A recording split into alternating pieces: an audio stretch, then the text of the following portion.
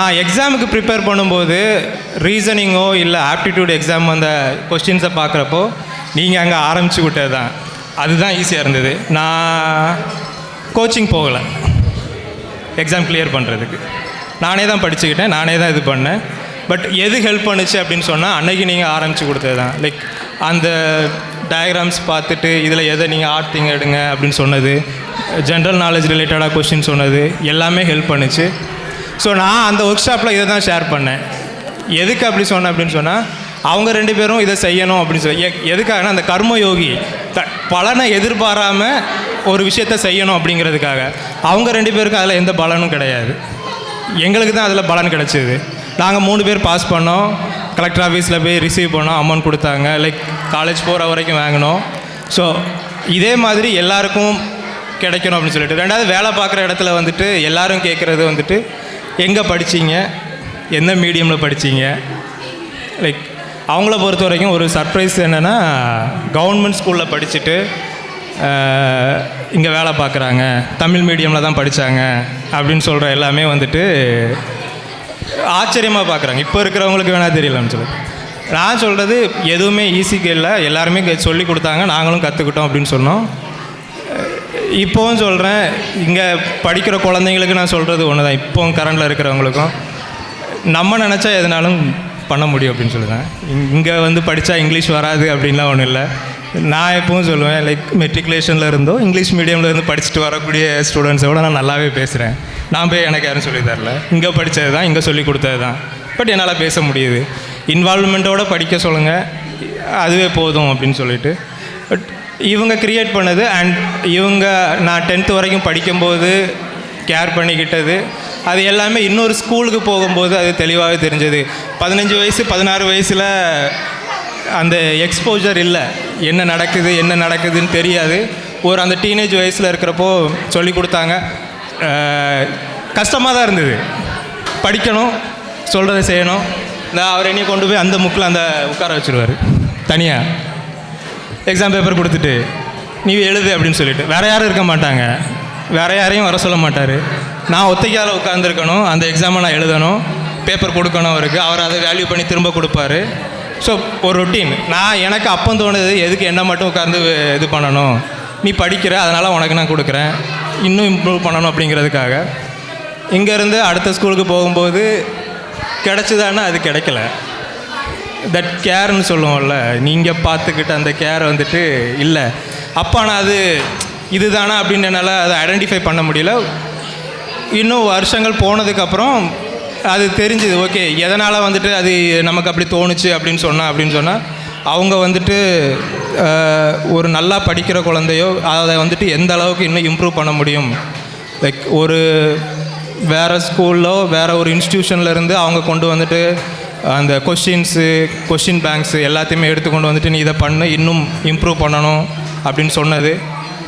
அதனால தான் நல்ல மார்க் எடுக்க முடிஞ்சது. இந்த ஒரு வேலை இங்கே இல்லைப்பா, எல்லோரும் வேலை பார்க்குறாங்க, காரணம் ஒரு பேஸு இங்கே தான் ஆரம்பிச்சிது அப்படின்னு தான் சொல்லணும். அந்த பேஸ் ஆரம்பித்து கொடுத்தனால தான் லைஃப்பில் இந்த அளவுக்கு ரீச் பண்ண முடிஞ்சிருக்கு அப்படின்னு சொல்லிட்டு. இது இல்லை அப்படின்னு சொன்னால் எதுவுமே இருந்திருக்காது அப்படின்னு சொல்லிட்டு. நான் எல்லாருக்கும் சொல்கிறது ஒன்று தான், கல்வி ஒன்று தான் எல்லா செல்வத்தையும் கொண்டு வரும். வேறு எந்த செல்வமும் இருந்தால் கூட கல்வி இல்லை அப்படின்னு சொன்னால் அது போயிடும் அப்படின்னு சொல்லிட்டு. எனக்கு கல்வினால தான் எல்லாமே கிடச்சி. நான் எதிர்பார்க்கறது என் லைஃப்பில் நான் வளர்ந்து வரும்போது நான் ஆசைப்பட்டது எல்லாமே நிறைவேற்றுறேன் அப்படின்னு சொன்னால் அதுக்கு ஒரு காரணம் கல்வி மட்டும்தான். படிங்க, படிக்க வைங்க, அது போதும். அவங்க லைஃப் அவங்களே பார்த்துப்பாங்க. தேங்க்யூ.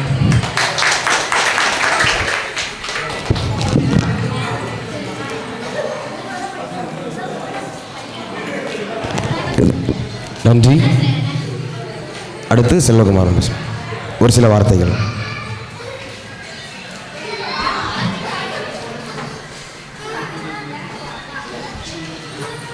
ஹலோ, கேட்குதா? ஹலோ,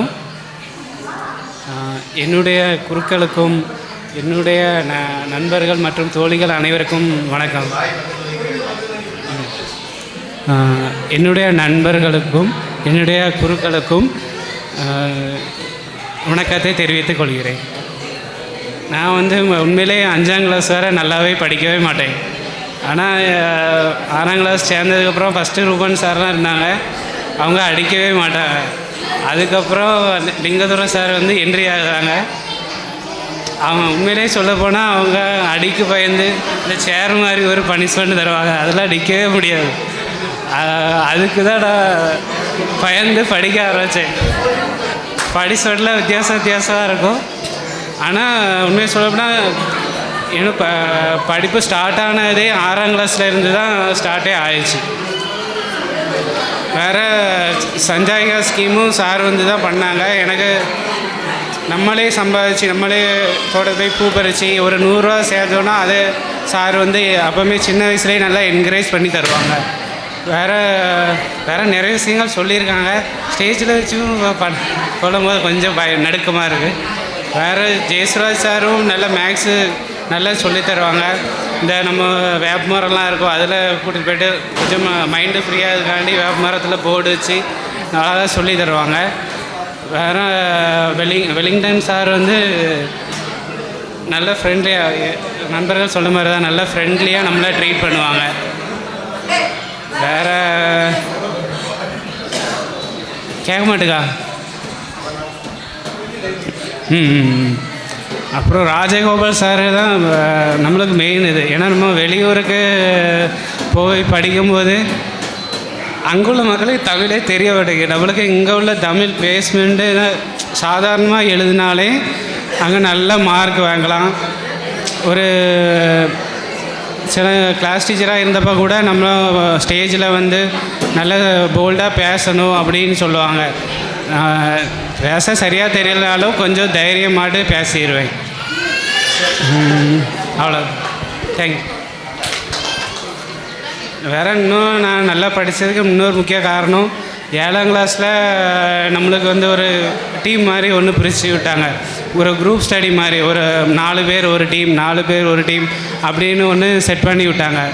அதில் வந்து எனக்கு ஒரு நண்பன் உண்டு, தினேஷ்குமார்னு ஒரு பையன் உண்டு.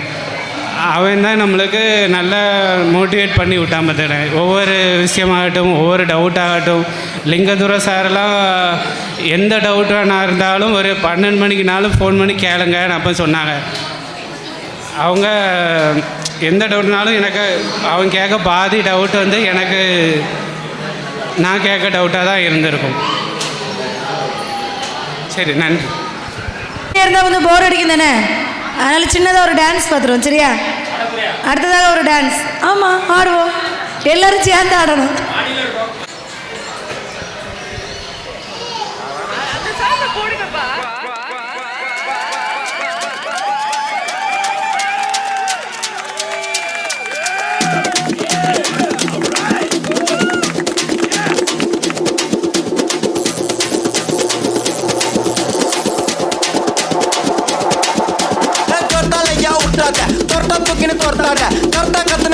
அப்புறம் படுத்துக்கு சொர்த்தால சொர்த்தால ஐயா விட்டாத சொர்த்தா தூக்கின்னு தொர்த்தாத கர்த்தா கத்துன்னு மிரட்டாத அப்புறம் படுத்துக்கு சொர்த்தால நீ ஜோக்கர்னா ஸ்பேடியஸ் ஸ்தோத்திரனா காடியஸ் லோக்கல்னா பெரட்டி கிரட்டி ஆடனோட டான்ஸ் ஏ மாட்டிக்காத வந்து குஸ்ட் பறந்துட்டு பல்ச்சின்னு வெஸ்ட் வீட்டுல மூசு உண்டா அஷ்டு குண்டான்னு ஃபர்ஸ்ட் சொர்த்தால ஐயா விட்டாத சொர்த்தா தூக்கின்னு தொர்த்தாத கர்த்தா கத்துன்னு மிரட்டாத அப்புறம் படுத்துக்கு சொர்த்தால சொர்த்தால ஐயா விட்டாத சொர்த்தா தூக்கின்னு தொர்த்தாத கர்த்தா கத்துன்னு மிரட்டாத அப்புறம் படுத்துக்கு சொர்த்தால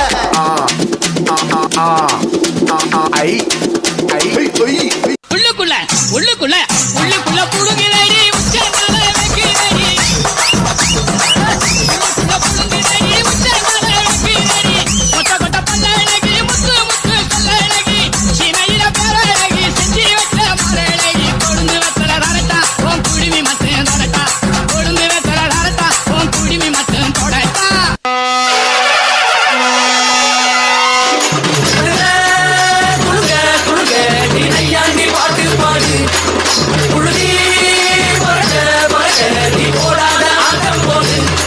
இந்த மண்ணு மணக்கிற மல்லிகைப்பூ நம்ம மனச எடுத்து சொல்லும் வந்து நின்று ரசிக்கிற ஊரு சதா இந்த தேர இழுத்து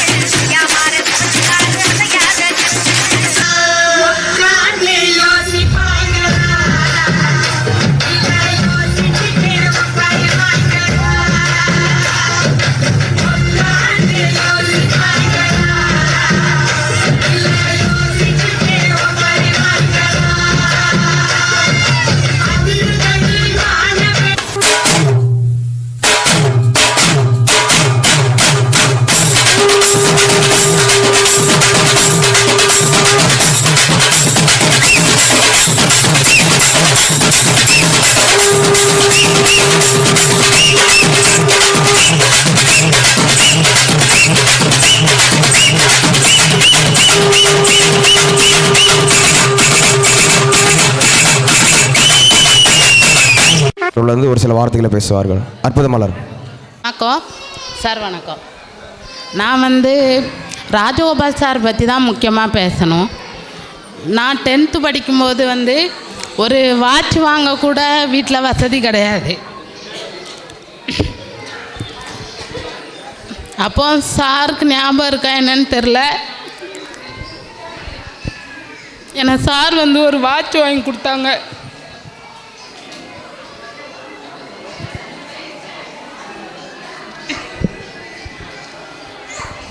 நான் இப்போ வந்து ஒரு கவர்மெண்ட் ஹாஸ்பிட்டலில் ஸ்டாஃப் நர்ஸாக ஒர்க் பண்ணிகிட்ருக்கேன்.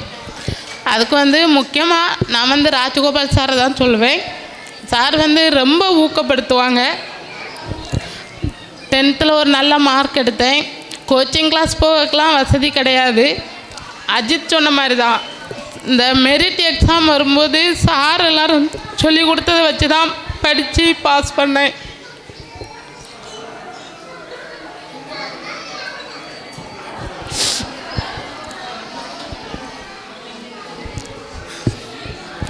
எல்லாருமே அவங்கவுங்க வாழ்க்கையில் வந்து ஸ்கூல் லைஃப்பை மறக்க முடியாது. என்னோடய லைஃப்